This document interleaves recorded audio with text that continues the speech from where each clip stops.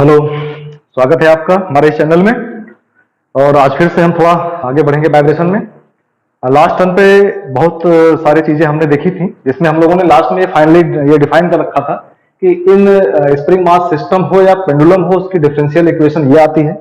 ये हमने प्रूफ किया था, एनर्जी मेथड से प्रूफ किया था और डी एलेम्बर्ट से भी प्रूफ किया था। उसके बाद इस डिफरेंशियल इक्वेशन का हमने जनरल सोल्यूशन निकाला था और देखा था कि उसमें साइन कोस और कॉस का फंक्शन आता है, जिससे हम कह पाते हैं कि हमारा ये जो ऑसिलेशन है ये सिंपल हार्मोनिक मोशन कर रहा है। ठीक है, तो अब हम लोग न्यूमेरिकल प्रॉब्लम पे आते हैं और कई प्रॉब्लम लेके सॉल्व करते हैं। आज हमें ये देखना है, और ये भी बात किया था लास्ट टाइम पे, कि what is the natural frequency. Natural frequency का बेसिक मतलब क्या है। ठीक है, तो ये बात हुई थी कि जब कोई भी सिस्टम अनडैम्ड हो, फ्री हो, और उसमें एक बार इनिशियल डिस्प्लेसमेंट देके छोड़ दिया जाता है, एट दैट टाइम जो वो ऑसिलेशन करता है, उस ऑसिलेशन की एक फ्रीक्वेंसी होती है। उस फ्रीक्वेंसी को आप कहते हैं नेचुरल फ्रीक्वेंसी। ठीक है ना। तो अनडैम्प्ड फ्री वाइब्रेशन के केस में जो फ्रीक्वेंसी आ रही है उसी को नेचुरल फ्रीक्वेंसी कहते हैं। कई बार ओमेगा से निकालते हैं, ओमेगा का मतलब होता है रेडियन पर सेकंड, तो एंगल के फॉर्म में देखते हैं फ्रीक्वेंसी को। और कई बार हम लोग उसको हर्ट्ज के फॉर्म में निकालते हैं कि साइकिल पर सेकंड, तो साइकिल पर सेकंड को हम लोग कहते हैं हर्ट्ज। तो यहाँ पे हम लोग एंगुलर फॉर्म में देखने की बात कर रहे हैं, नेचुरल फ्रीक्वेंसी निकालने चल रहे हैं, और उसको लिखेंगे ओमेगा एन। एन का मतलब नेचुरल, ओमेगा का मतलब रेडियन पर सेकंड। ठीक है, तो आज का हमारा ऑब्जेक्टिव क्या है कि हम इस सिंपल पेंडुलम और स्प्रिंग मास सिस्टम का नेचुरल फ्रीक्वेंसी फाइंड आउट करने की कोशिश करेंगे। हाँ, जैसे बात हुई थी लास्ट टाइम पे कंपेयर मेथड से। अब यहाँ पे हम इसका डिफरेंशियल इक्वेशन को सॉल्व नहीं करने वाले हैं, एक बार कर लिया है, सिर्फ कंपेयर करेंगे। वो टाइम कम लेगा और इजी होगा। तो जैसे हमें मालूम है कि वी नो कि इक्वेशन ऑफ एसएचएम, ये हम लोगों ने प्रूफ किया था बहुत पहले, कि किसी भी अगर एसएचएम की इक्वेशन आएगी हमारे पास, तो उसको हम कुछ ऐसे लिख रहे थे कि y means displacement and capital Y means maximum amplitude, maximum displacement, और उसके बाद आया था sign omega T, T for time, omega is the radian पर सेकेंड, और ओमेगा टी मिलकर क्या बनाता है, एक एंगल जो कि साइन का एंगल होगा।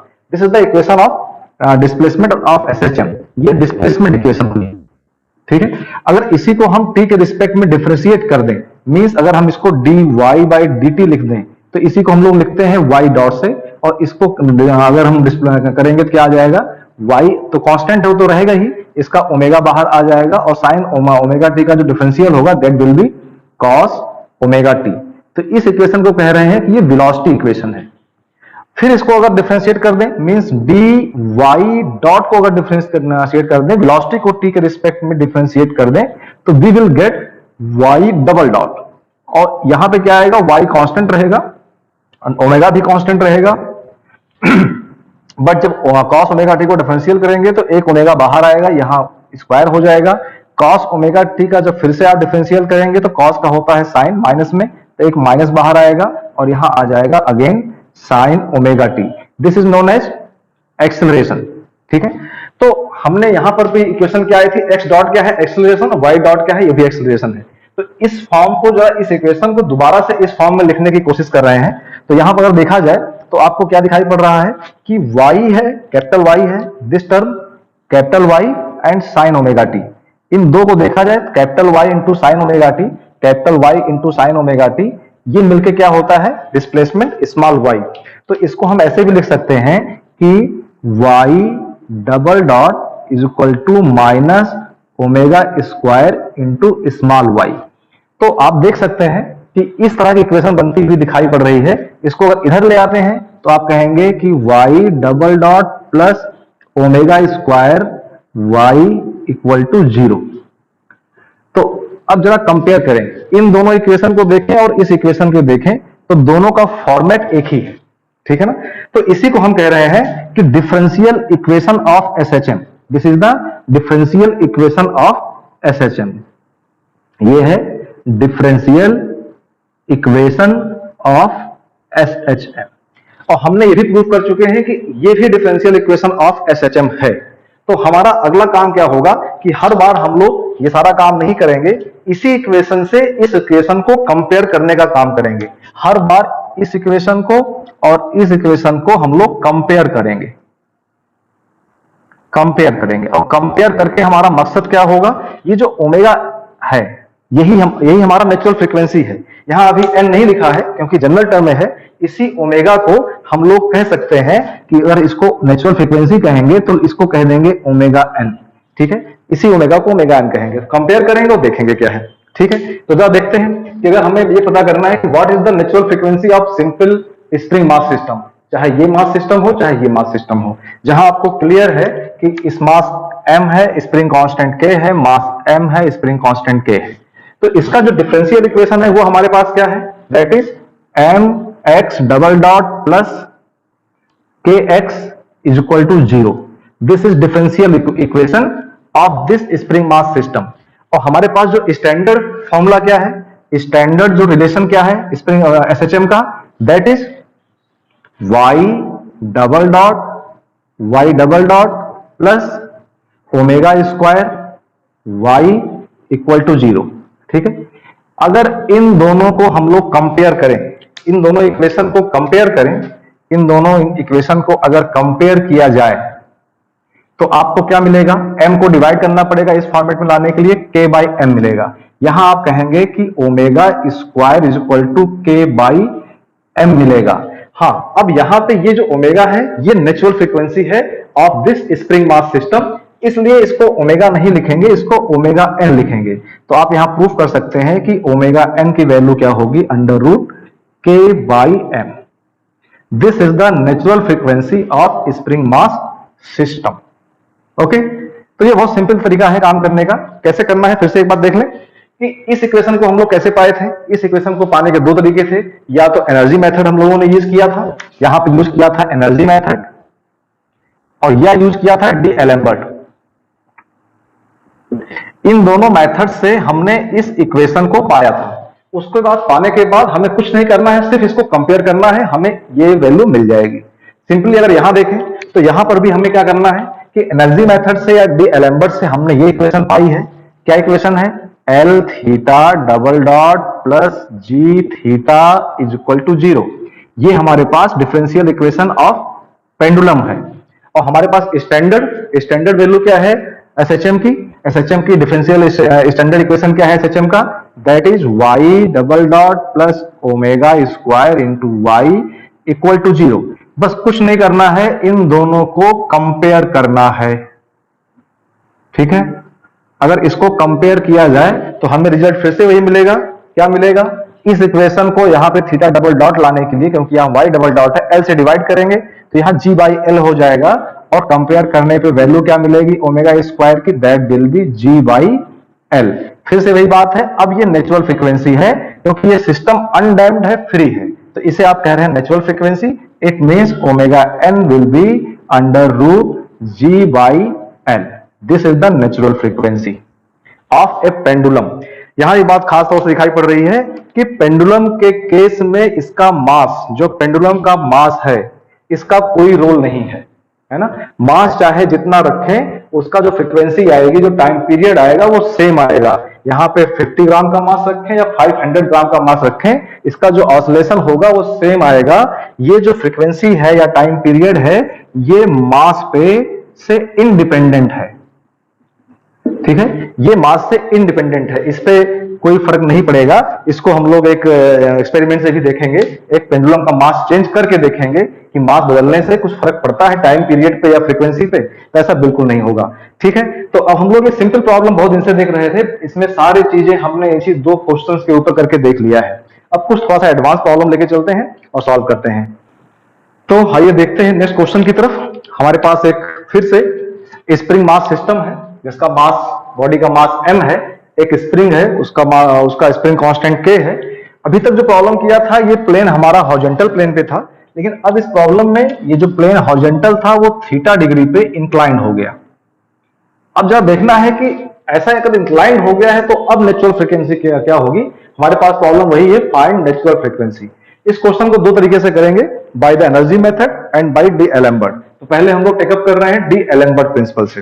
तो डी एलेम्बर्ट प्रिंसिपल इस पे अप्लाई करना है और देखते हैं कैसे क्या होना है। तो सबसे पहला काम, जब कोई भी प्रॉब्लम आपके सामने आए तो आप पहले ये पता करने की कोशिश करें कि प्रॉब्लम में स्टैटिक डिफ्लेक्शन है कि नहीं है।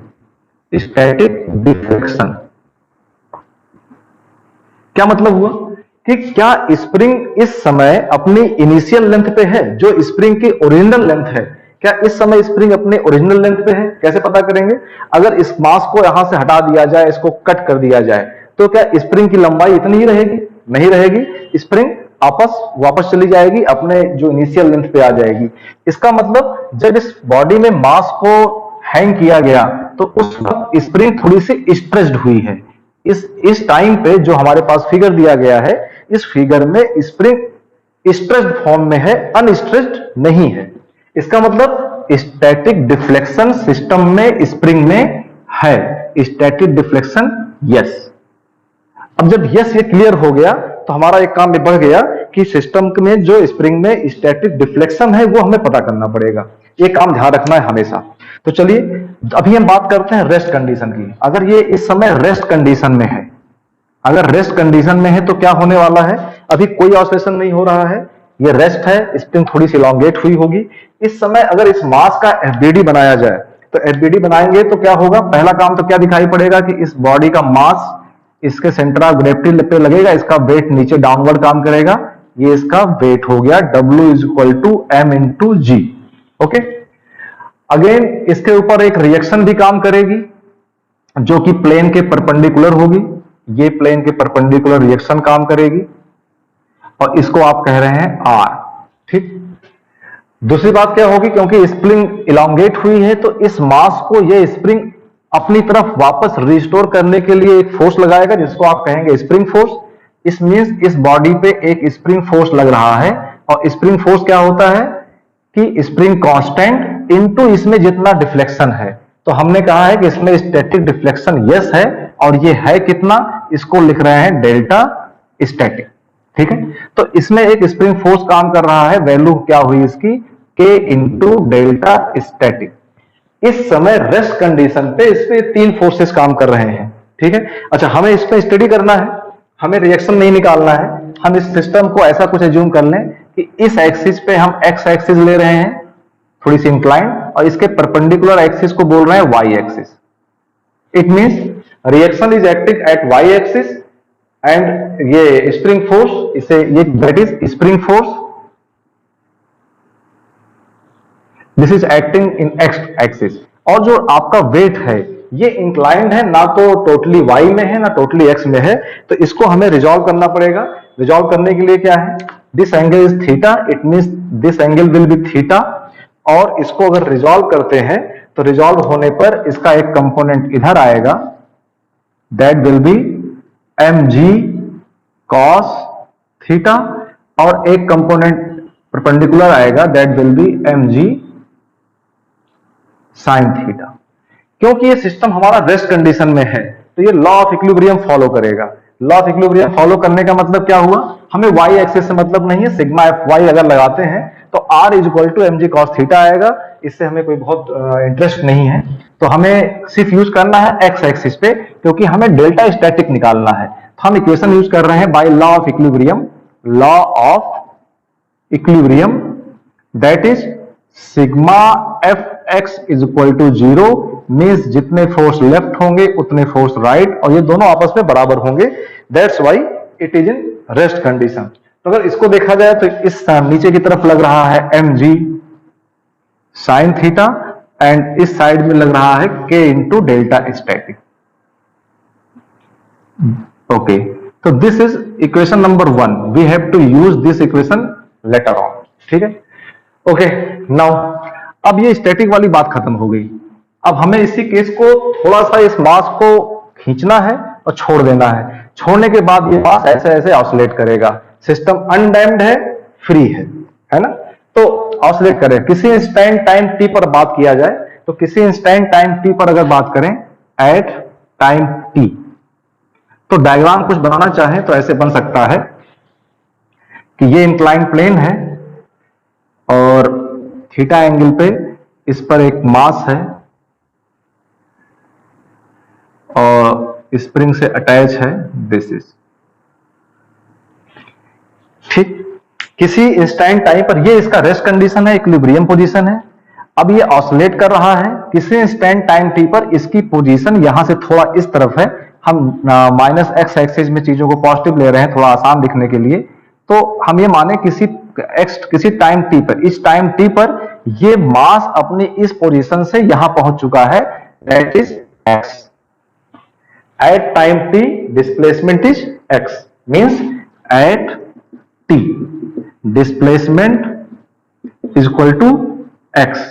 तो वेलोसिटी कितनी होगी भाई, इसी को x को डिफरेंशिएट करेंगे t के रिस्पेक्ट में, तो उसी को लिखेंगे x डॉट, और एक्सेलरेशन क्या होगा, that will be again differential of x dot, that will B x double dot. तो हमारे पास x है और x डॉट है और x डबल डॉट है, और किसी इंस्टेंट टाइम t पर मोशन इस तरफ हो रहा है, तो नीचे की तरफ ही मोशन को हम सब पॉजिटिव मान के चल रहे हैं. ओके, इतना हो गया. अब जरा देखें कि इस कंडीशन पे क्या क्या फर्क पड़ता है. ठीक है, तो क्योंकि वेट तो बदलेगा नहीं, इसलिए mg cos थीटा भी नहीं बदलेगा, ना थीटा चेंज होने वाला है ना मास चेंज होने वाला है, इसलिए रिएक्शन तो वही रहेगा. ये बॉडी किसी भी पोजीशन पे रहे तो रिएक्शन और mg cos थीटा दोनों आपस में इक्वल रहेंगे, और हमें उससे कोई मतलब भी नहीं है. हमें तो फ्रीक्वेंसी देखनी है, ऑसिलेशन देखना है. मोशन किस एक्सिस पे है, मोशन तो एक्स एक्सिस पे है. तो जब किसी टाइम t पर ये मास यहां पे होगा तो उस पर क्या क्या फोर्सेस लग रहे होंगे, जरा ये देखना है. ठीक है, ठीक इस एक्सिस पे, एक्स एक्सिस पे क्या क्या फोर्सेस दिखाई पड़ रहे हैं, ये एक्सिस एक्स है. इस एक्स एक्सिस पे क्या क्या देखना है, वाई एक्सिस से हमें मतलब नहीं है. ठीक है, इससे हमें कोई मतलब नहीं है. ठीक, तो अगर इस एक्सिस पे देखा जाए तो हमेशा की तरह एक फोर्स, इसका जो वेट है, इसका वेट नीचे काम कर रहा होगा mg, और इस वेट का ये प्लेन के पैरेलल जो कंपोनेंट है, that will B mg sine theta. It will work like that. ठीक, उसके अलावा अब इस समय स्प्रिंग में डिफ्लेक्शन कितना है, अगर हम बात करें डिफ्लेक्शन इन स्प्रिंग, डिफ्लेक्शन कितना है इसमें पहले से कितना था, पहले डेल्टा स्टैटिक था, ये तो इनिशियल था जब बॉडी रेस्ट में थी, लेकिन अब बॉडी मूव कर रही है और इस समय अपने इक्विलिब्रियम पोजीशन से x डिस्टेंस आगे आ चुकी है, तो ये डिफ्लेक्शन भी तो इसी में ऐड हो जाएगा. अब स्प्रिंग की लेंथ कितनी हुई होगी, डेल्टा स्टैटिक पहले वाला और उसके बाद x इसमें ऐड हो गया, तो total deflection is delta static plus x. ठीक है, देयरफॉर जो इस पे स्प्रिंग फोर्स, जो रिस्टोरिंग फोर्स लगेगा, सिस्टम को वापस इक्विलिब्रियम पोजीशन पे लाएगा, उस पर जो फोर्स लगेगा उस फोर्स की वैल्यू क्या होगी, that will be spring force, और spring constant into deflection. Deflection क्या है, x plus delta static, this is deflection. ठीक है, और इसी को हम कह रहे हैं spring force. This is spring force, या इसी को कहें रिस्टोरिंग फोर्स. ये सिस्टम को रिस्टोर कर रहा है. ओके, अच्छा, तो mg sin थीटा लग गया, वेट का कंपोनेंट, रिस्टोरिंग फोर्स लग गया.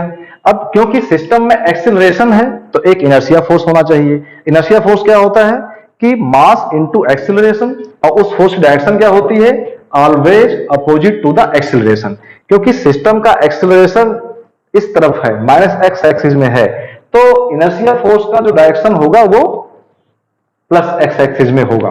ठीक है, इट मींस इसी पर एक फोर्स और लग रहा है, इसी पर, जिसको आप कह रहे हैं इनर्शिया फोर्स,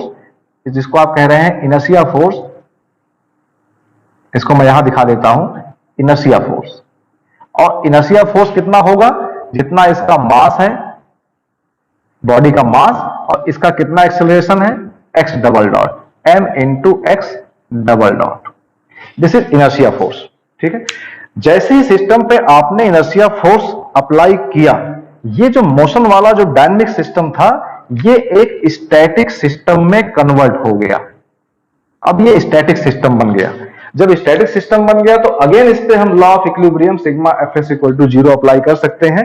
अगेन अप्लाई करें, sigma fx is equal to 0. अगर इसको अप्लाई करते हैं तो क्या कहेंगे कि जितने फोर्स लेफ्ट उतने फोर्स राइट, बीच में इक्वल. अब देखें जरा कि इस तरफ कितना फोर्स है, that is mg sine theta, और उस तरफ कितना फोर्स है, that is inertia force mx double dot plus kx plus delta static. अगर इसको दोबारा से लिखें तो हम लिख सकते हैं कि mx double dot plus kx plus k into delta static is equal to mg sine theta. आपको यहां दिखाई पड़ रहा है, इस इक्वेशन का यूज करें तो k delta static equal to mg sine theta. इस बेस पर आप कह सकते हैं कि this term will be cancel out and again we will get mass into acceleration plus kx is equal to 0. This is the differential equation of this spring mass system, जो कि बिल्कुल सेम है जब ये प्लेन हॉरिजॉन्टल था. It means spring mass system में plane को incline करने से उसकी नेचुरल फ्रीक्वेंसी पे कोई फर्क नहीं पड़ता है. इसे हमें कंपेयर करना है. कंपेयर विद किससे करना भाई? Compare y double dot plus omega square into y equal to 0, है ना. ये क्या चीज है? This is the equation of SHM. Differential equation of SHM है. This is the differential equation of this spring mass system है. दोनों को अगर हम लोग कंपेयर करते हैं तो कंपेयर करने पे हमें मिलता क्या है कि omega square is equal to m से डिवाइड करेंगे k by m and omega is equal to under root k by m. क्योंकि स्प्रिंग मास सिस्टम है, अनडैम्प्ड फ्री है, तो इसी को हम लोग क्या कहेंगे? Natural frequency. That will be known as n. यहां n लगा देंगे तो नेचुरल फ्रीक्वेंसी हो गई. This is the relation of natural frequency. तो यहां से बात क्लियर हो गई कि स्प्रिंग मास सिस्टम में प्लेन के इंक्लाइंड या प्लेन के हॉरिजॉन्टल होने से उसकी नेचुरल फ्रीक्वेंसी पर कोई फर्क नहीं पड़ता है. तो प्रॉब्लम हम लोगों ने देखा. इसी प्रॉब्लम को जरा एक बार जल्दी से सॉल्व कर लेते हैं एनर्जी मेथड से. तो आपको दिखाई पड़ेगा कि एनर्जी मेथड से प्रॉब्लम सॉल्व होना कुछ ज्यादा आसान दिखाई पड़ता है. Okay, we will solve same problem with the energy method. Problem same है. स्प्रिंग है, मास है, स्प्रिंग का कांस्टेंट k है, मास m है. ये इसकी रेस्ट पोजीशन है. इससे हमने थोड़ा सा डिस्प्लेस करके छोड़ दिया और ये इस टाइप से ऑसिलेट करने लगा. किसी इंस्टेंट टाइम t पर हमने इसकी पोजीशन देखी तो ये अपनी मीन पोजीशन से थोड़ा सा x डिस्टेंस और नीचे था और उस वक्त इसका डिस्प्लेसमेंट कितना था? x. अब मास यहां नहीं, यहां पे है. और जब डिस्प्लेसमेंट x था तो वेलोसिटी कितनी होगी? x dot. और एक्सेलेरेशन कितना होगा? x double dot. ठीक है, अब बार बार टाइम इसमें यूज नहीं करेंगे. ठीक है, ये इसकी पोजीशन है. अगर हम एनर्जी मेथड को यूज करें तो एनर्जी मेथड क्या कहता है? Law of energy conservation. कि बॉडी में जो टोटल एनर्जी है वो कंजर्व रहेगी, वो कांस्टेंट रहेगी. मींस अगर हम इसको लिखना चाहें तो लिख सकते हैं कि total energy is equal to constant. Total energy में इसमें कौन कौन सी एनर्जी हो सकती है? एक तो स्प्रिंग लगा हुआ है, तो स्प्रिंग एनर्जी स्टोर करेगी, उसे हम कहेंगे स्ट्रेन एनर्जी या पोटेंशियल एनर्जी. तो एक तो होगी इसमें पोटेंशियल एनर्जी या strain energy of the spring. दूसरा, इस बॉडी में मास है और मास के साथ साथ मास में वेलोसिटी है x डॉट. तो इसमें एक काइनेटिक एनर्जी भी होगी, क्योंकि मास में मोशन कैसा है? लीनियर मोशन है, तो लीनियर काइनेटिक एनर्जी होगी. और कोई एनर्जी कुछ दिखाई पड़ती नहीं है. ठीक है ना. तो और एनर्जी क्या है इसमें? एक तो काइनेटिक एनर्जी है. काइनेटिक एनर्जी किस लिए? Because of mass. Kinetic energy किसके लिए होगा? Because of mass. And strain energy कहें या पोटेंशियल एनर्जी कहें, ये बिकॉज ऑफ स्प्रिंग. और इनका सम क्या होगा? कांस्टेंट. ठीक है ना. तो अगर काइनेटिक एनर्जी ऑफ मास की बात किया जाए तो मास m है, वेलोसिटी v है, लीनियर मोशन हो रहा है, तो लीनियर काइनेटिक एनर्जी होगी. That will be half m velocity का स्क्वायर मींस x डॉट का square plus strain energy of spring का फॉर्मूला हम लोगों ने पिछले कुछ लेक्चर में प्रूफ किया था. That is half k x square. x का मतलब क्या है? Deflection in the spring. जितना मास अपनी मीन पोजीशन से आगे प्रोसीड करेगा उतना ही स्प्रिंग में डिफ्लेक्शन होगा. तो आप क्या कह सकते हैं कि इसमें जो डिफ्लेक्शन है स्प्रिंग में वो कितना है? That is x. ठीक है. तो स्प्रिंग में स्टोर एनर्जी कितनी हो जाएगी? Half k into x square is equal to constant. ये हमारे पास एनर्जी मेथड से इक्वेशन मिली. ठीक है. अच्छा, इसको अगर हम डिफरेंशिएट कर दें, differentiate with respect to time. तो करके देखें भाई. इसको डिफरेंशिएट करेंगे. हाफ और m कांस्टेंट है, हाफ और m कांस्टेंट निकल आया. x डॉट स्क्वायर को डिफरेंशिएट करेंगे तो आएगा 2x डॉट पहले आएगा, उसके बाद x डॉट को फिर से करेंगे तो आएगा x डबल डॉट. क्लियर है? इतना तो सिंपल कैलकुलस है. अच्छा, आफ्टर दैट इसको अगर डिफरेंशिएट करें तो हाफ इंटू के कांस्टेंट है, x स्क्वायर को करेंगे तो वैल्यू आएगी 2x, फिर x को करेंगे तो वैल्यू आएगी x डॉट. x डॉट का मतलब dx अपॉन dt. अच्छा ये कांस्टेंट है, कांस्टेंट को डिफरेंशिएट करेंगे तो ये आएगा 0। ठीक है, दिस इज द इक्वेशन। यहां हम देखें कि बहुत सारी चीजें कैंसिल आउट हो रही हैं, जैसे x डॉट कैंसिल आउट दिखाई पड़ रहा है, ठीक है ना, इस हाफ से ये हाफ कैंसिल आउट दिखाई पड़ रहा है, और इस 2 से ये 2 कैंसिल आउट हो रहा है। तो रिमेनिंग हमारे पास क्या बचता है, that is m x double dot plus k x is equal to 0। Again we are getting the same equation as previous, ठीक है ना। तो इक्वेशन हमारे पास सेम आई, तो आप कह सकते हैं कि नेचुरल फ्रीक्वेंसी भी सेम ही आएगी, है ना। इसको अगर हम फिर से y double dot plus omega square into y, omega square y into 0 से अगर कंपेयर कर दें, इससे हम अगर इसको कंपेयर करें, then we will get omega square is equal to K M and omega be under root K by M. This is the natural frequency, इसलिए इसको हम ओमेगा लिखेंगे। Again we are getting same relation, ठीक है। We have solve this problem with two method, energy method and d'Alembert principle. Sometimes energy method is very easy, but sometimes d'Alembert is easy. तो ठीक है, अब next lecture में मिलेंगे, कुछ थोड़ा सा और कॉम्प्लेक्स प्रॉब्लम लेंगे और उसको देखेंगे कैसे सॉल्व करना है। Thank you so much.